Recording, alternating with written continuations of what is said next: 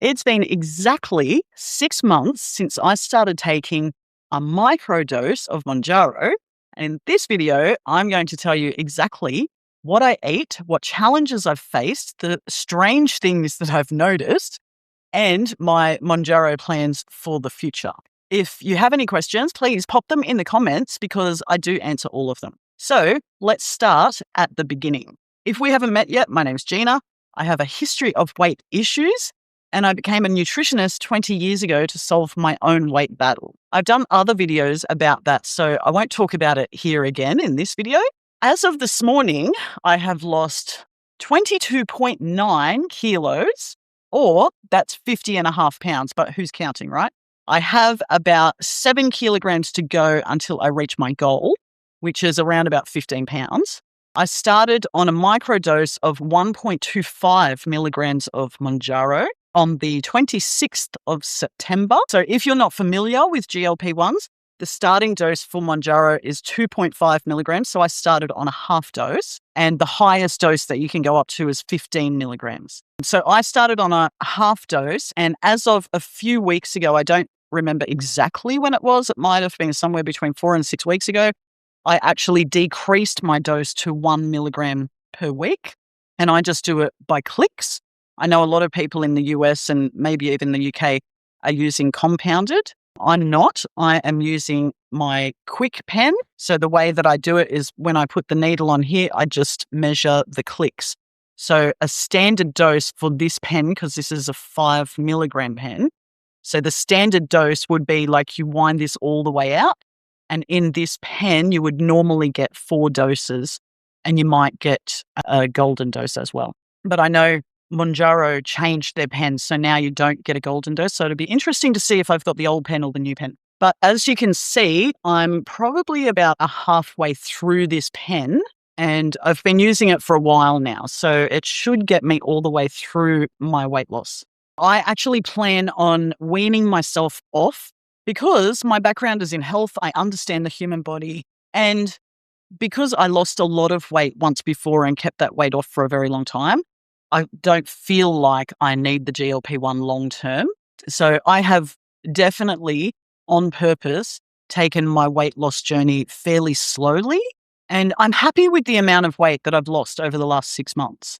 Because, I mean, after all, it's not a long time in the broad scheme of things, you know? I will say, in the last couple of weeks, I felt like my weight loss had slowed down, but to do this video, I weighed myself this morning, and actually I'm still losing 2 kilos a month. So I will actually put a graph up here from before I started, because before I started taking Mounjaro, I was losing weight. It was just incredibly difficult, and I felt like the effort that I put in was huge, and the results that I was getting was quite small compared to now, which the effort that I put in is a little bit, and I get good results. So, and you can see from that big spike in the graph is where I went for a holiday over to the Maldives with a girlfriend of mine. And on that holiday, I ate and drank everything I wanted. So I basically had a constant stream of sugar going into my mouth. And you can see what that's going to do to my weight. So, of course, once I got home, I cut all of that out, and this is the result. So as soon as I got home, that's when I started taking the Mounjaro. And you can see the drop from there. Anyway, I will explain to you in a minute about why I felt like my weight loss had slowed right down. So I do take a couple of other supplements as well to help me to lose weight, but also to give me energy and sort out my insulin levels. So I've been taking NAD, which gives me energy. I actually did a video on NAD if you're interested in learning about it. And I also take berberine, which helps to stabilize blood sugar levels or insulin levels. So berberine actually works in the same pathway in the body as metformin, and it does pretty much the same thing. So that's why I'm taking berberine. But I'll tell you more about the other supplements that I'll take later on in the video. So in terms of my diet, I follow a very low carb or keto style diet. I'm not crazy about it. I don't track anything at all. I focus on eating protein and vegetables to get enough nutrients. and also to get enough fiber. If I'm eating carbs, it's usually from like the carbohydrates will come from a keto wrap or a store-bought low-carb pizza base or something like that, just if I'm disorganized and I don't feel like cooking or whatever, But I'm also very sensitive to wheat, so that's not often because all of those products do have wheat and other chemicals, and I am quite sensitive to that stuff. I do eat a lot of nuts and seeds because they are so full of nutrients and they're so rich in fiber, but they're still really, really low in carbohydrates. So I have a rule for myself, which comes from years ago when I lost a lot of weight because I was a food addict, that no matter what I eat, I must love it. It can't be like, oh, I'm going to eat this just because it's healthy. I must love what I'm eating because I know if I do it that way, I am likely to be able to do it long term and I don't feel deprived. It's very much a mental thing with me. So what I'll do is I'll take recipes which I find online or maybe on Facebook or whatever. And if they excite me, if they look like something that I'd really love, I take them and I sort of change them to make them fit with my diet. So I keto-fy them, if you like. So I'll adjust things like not adding too much fat to them. I'll take the sugar out. If it's a wheat-based thing, I'll try and figure out how I can do it with a non-wheat-based staple like nuts and seeds. But basically what I'm doing is I'm trying to keep my blood sugars stable because that's how I'm going to burn fat. And that's how I've done it. I don't have any cravings. Actually, with the combination of keto and Mounjaro, I now look at foods that I used to love and I don't really have the same desire for them. Occasionally, if I'm hungry, I might think, oh God, I'd love a chocolate, But for the most part, if I'm not hungry and I, walk past a bakery or something, I'm completely fine. Like I don't even think about getting the food, which compared to many years ago is very different for me. I think Mounjaro has definitely helped in that way. I know from experience now that keto does that anyway, and I think the Mounjaro just makes it a little bit easier. It seems to help control my food addiction side a little bit, and I think that's just the dopamine pathway. I do still occasionally have a chocolate bar. I still do occasionally have a glass of vodka and stuff like that. I have found if I have a chocolate bar, always inevitably I want another one. And I know from experience that if I go down that road of having a second one, I'm probably not going to stop. So I limit it to one, and it's not often at all. I actually found in my local supermarket some sugar-free chocolate, which isn't too expensive. And they have the flavors that I love. So they got like orange sugar-free chocolate and mint sugar-free chocolate. And they come in these tiny little serving sizes. That's what they look like. So they're actually a generic brand that we get in Australia from a supermarket called Coles. And that is how big they are. So you can see, like in my hand, it's not very big. But that's enough to take away any cravings that I have for chocolate. So I normally will buy one of these boxes. You get 5 servings in the box. That's my dog grumbling. You get 5 servings in the box, and that will normally last me like a month, maybe. It just depends on the time. I don't actually count, so I don't know, but it lasts me quite a while. One of the funny things that's happened and actually blew my mind. Now, remember, when I tell you this story, I am an ex-binge eater. I am a food addict, right? So a couple of months ago, I had to draw out some money from the supermarket. And in order to do that, they make you buy something. So right next to the machine that I was at, they had chocolate bars and they're all on special. So I bought a $1 Mars bar just so that I could get the cash out. Anyway, that day I was busy. I threw the Mars bar in my handbag as I left the shopping center with my cash, got on with my day. Now, here's the funny thing. About 3 weeks later, I was looking through my handbag for something completely different and found that Mars bar. That was like, oh my God, I can't believe I put a Mars bar in my handbag and completely forgot about it. Now I feel like that is real progress, right? For a food addict, like 20 years ago, that Mars bar would have haunted me for a couple of days until I finally gave in and ate it. I ended up splitting it up, chopping it up into 3 servings and shared it with the dogs. So I ended up having a tiny bit of it. But yes, that's progress.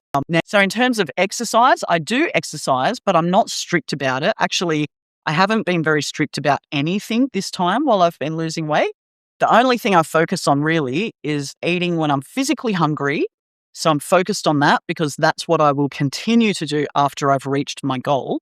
And I really focus on eating meals that don't spike my insulin levels. And I focus on moving around, so as long as I'm busy and I'm moving around and, like I'll walk the dogs fairly often and do stuff like that. So I have other videos explaining why I'm so concerned about insulin. So if you want to watch those, I'll link some down below for you. So when I do exercise, I focus on doing low impact, high intensity interval style trainings. I'm probably averaging maybe 3 times a week that I will do a good workout, and only for about 20 minutes. So I'm not crazy about it. My interval style workouts are cardio and then weights just to maintain my muscle mass. And honestly, if I wanted to speed up my weight loss, I could increase that because I know from experience, if I were exercising every day, I would be a lot leaner by now than I am. But like I said, I'm not being strict about it. This for me is about longevity. It's about keeping the weight off long term. So I'm not going crazy about stuff. So I have 2 healers, which I walk quite often. That is another thing that I do to get exercise, but I don't really consider that exercise. It's more for good mental health, and it's great for them because they love to go for a walk, obviously. So I focus a lot on my mind as well, and also keeping my hormones under control. So that means insulin and also all my other hormones. I actually believe most of the weight loss now is coming from my diet rather than the GLP-1, just because I'm on such a low dose. And because when I started, I am pretty sure I had insulin resistance. And I think that's why it was so difficult to lose weight. Menopause and insulin resistance. Those 2 things together was why it was taking so long to lose weight, and I was putting in so much effort. But when I started taking the Mounjaro, I think that really helped with the insulin sensitivity, and then the combination of the diet, those 2 together is the reason. And now that I'm taking such a low dose of Mounjaro, I think really my diet is doing most of the work, because I feel like if I took away the Mounjaro, which we will find out soon enough, but I do feel like if I took it away, I would still probably continue to lose weight just because I've set up my lifestyle that way. My energy is great. I don't have any brain fog. I don't have sleep issues. And thankfully, I don't get hot flushes or anything like that, actually. I used to drink more alcohol, but I've cut most of that out now. And the GLP-1 did actually decrease the amount that I wanted. And I mean, thankfully, I've never had an alcohol problem. I could always keep alcohol in the house and it wasn't an issue. But I mean, on a Friday afternoon or something after a long week of work, there were like maybe twice a month or 3 times a month, I'd be thinking, yeah, it's Friday afternoon, let's have a couple of drinks, do something fun. That, for the most part, has gone away. I do still think about it sometimes, but the drive to have it is not there like it used to be. And I used to really enjoy drinking, but now that seems to have decreased. So the other thing that I'm doing is I'm making sure that I'm getting enough nutrients to support long-term health and my metabolic rate, because not many people think about this, but in order to have a fast metabolism, it needs to have the ingredients to be able to do that. So I focus a lot on that. I do take other supplements. So let's come back to the supplements. So I mentioned NAD and berberine.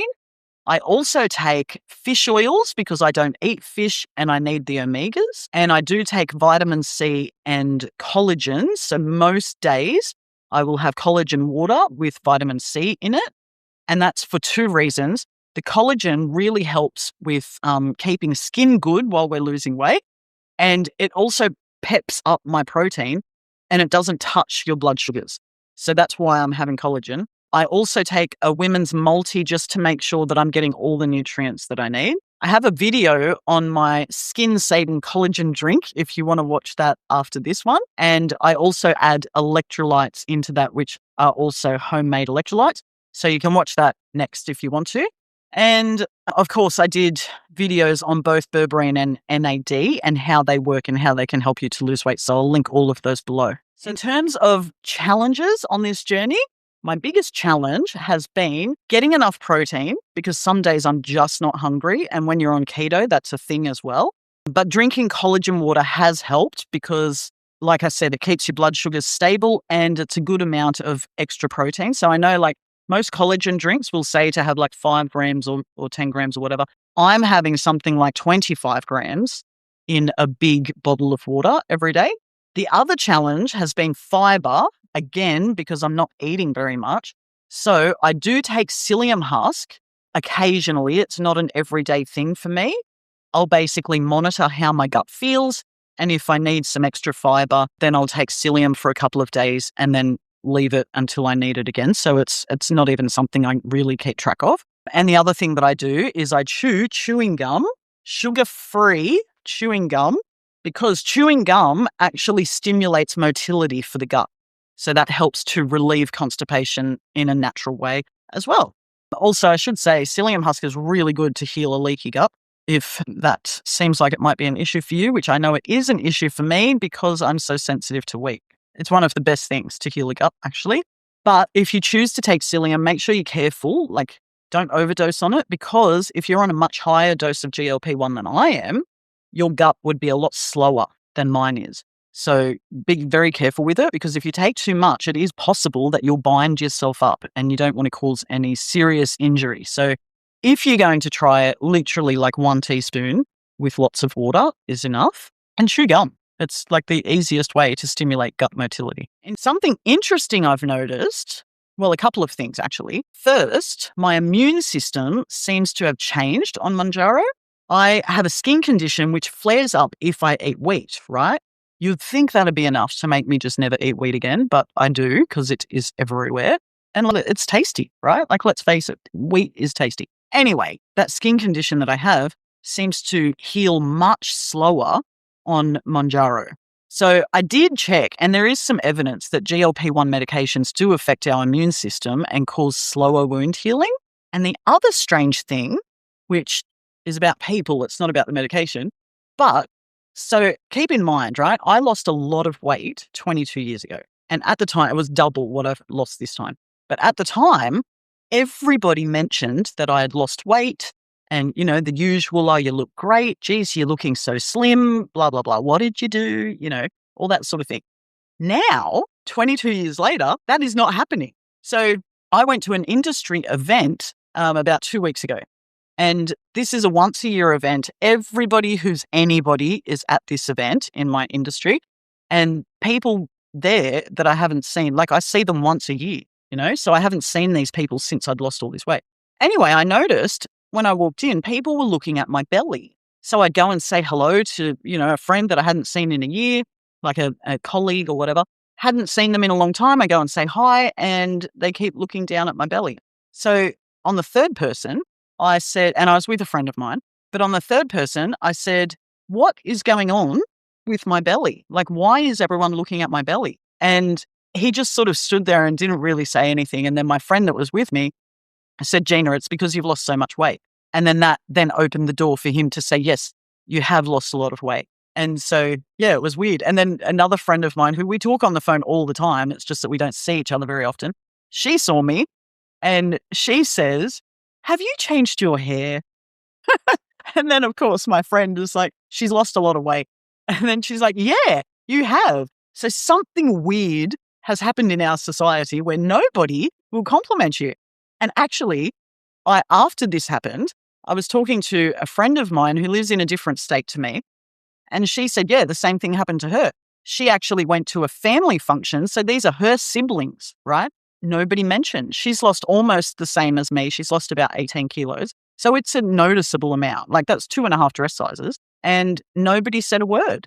And so she was feeling like, oh, maybe I don't look like I've lost weight. But no, it's just that something's changed and no one's saying it. I don't know why, but tell me in the comments if that's happened to you.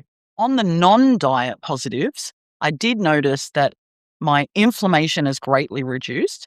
And I noticed that mostly because my knees used to hurt just if I was getting up out of a chair, or if I did squats, oh my God, I'd suffer for days. But now there is actually no pain at all. That could be the lower insulin. It could be from a healed gut that now is not causing inflammation, or it could be the Mounjaro, or maybe it's a combination of everything. I don't know. So I mentioned earlier that my weight loss had slowed down. So the reason for this is because I went a little bit off course when I went out socializing for that big industry event I was just talking about. So that event goes on for 3 days. And as you can see in this photo, which is a photo that my best friend took as like a sneaky photo, I had no idea that she took the photo, and I'm not particularly fond of the photo, but you can see that I'm standing there eating a cupcake, right? So that's what this event is like. It's like everywhere you go, there are cupcakes, chocolates, alcohol, like you name it. There's just junk food everywhere. And while I was away, I was staying with a friend. So we were eating takeout food. We'd had a few drinks, all that sort of stuff. And so that had slowed my weight loss. And then prior to that, I had a big night drinking. That will always stall me for about a week. So that held things up. And then I did have another situation. That's what it was. When I had the big night of drinking, the following day, because I was so hungover, I ended up eating Red Rooster. So I went to Red Rooster instead of making anything and just got myself this massive meal and then ate that and then went back to sleep because I just could not function, which is not normal for me. Like normally I can, have a few drinks and then be fine. But on that particular day, I was not fine. So anyway, I slept most of the day. So that's what has slowed things down. But then this morning, I noticed I have lost 2 kilos in the month. So that's okay, I suppose. And also, I think because now I'm getting quite close to my weight loss goal, like where my body feels most comfortable, naturally our weight loss starts to slow down a bit as well. So that could have something to do with it. And if it does continue to slow down, I will have no choice but to increase the exercise a little bit. So where to from here? So I have 15 pounds to go, and that'll put me at around about 68 kilograms, which I have been there before and stayed there quite comfortably, and I feel good at that weight. Like I'm not skinny, but I'm certainly not fat. And when I get there, I will reassess because I've never been 68 kilograms and 50. So we'll see how I feel. I'm not really interested in being skinny. I just want to feel really good in my skin. And for the most part, I already do.